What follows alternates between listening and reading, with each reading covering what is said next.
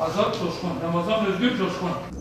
Tek görevi geleceğimizin mimarı olacak, çocuklarımıza hizmet etmek olan eğitim camiasının neredeyse sistematik hale gelen darp olayları karşısında dişe dokunur bir yasal düzenlemenin yapılmaması yüreğimizi kanatmaya devam etmektedir. Eğitim camiasına yönelen şiddetin şüpheli tarafından olanlar bazen bir öğrenci, bazen bir veli, nadiren de olsa makam sahipleri olabilmektedir. Ne yazık ki dün Harran ilçemizin bir okulunda yaşanan şiddet hadisesi hafızalardan kolay kolay silinemeyecek bir mahiyete sahiptir. İstanbul'un fethi programına davetli olarak katılan protokol üyelerine hitap ederken konuşmacının selamlama arasında Harran Belediye Başkanı'nı unutarak konuşmaya başlaması krize sebep olmuştur. Resmi kurumlarda yapılan programlara katılan protokol sahiplerinin makamlarının gereği olarak karşılanması, yer verilmesi ve selamlanması beklenen bir durumdur. Ancak bir protokol sahibinin gereği gibi karşılanıp yer gösterildikten sonra selamlama esnasında unutulması ve sonrasından özür dilenmesi hoşgörüyle karşılanıp müsamaha sınırları içerisinde kapanacak bir konudur. Üzülerek ifade etmeliyim ki bu andan itibaren yaşananların hiçbir şekilde izahı yoktur.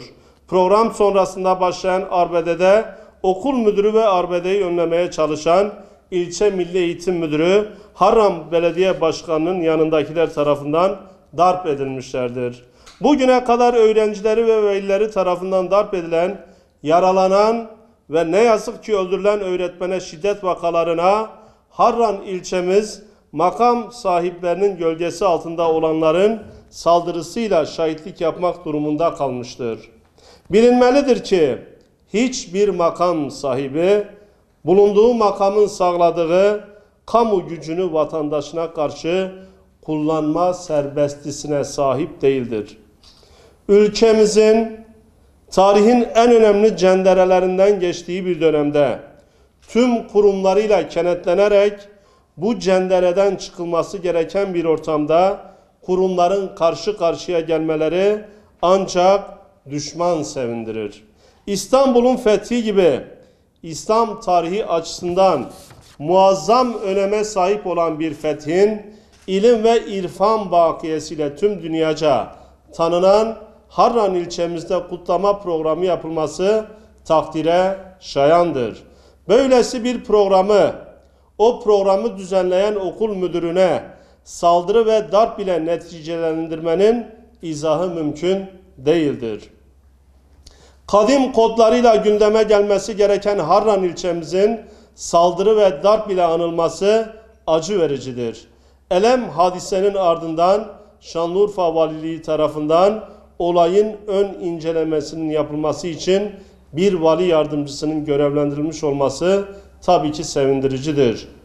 Ancak ifadesi alınan kamu personelinin özgür iradeleriyle fikirlerini yansıtabilecekleri bir ortamın oluşturulması da adaletin tecellisi hususunda oldukça önemlidir.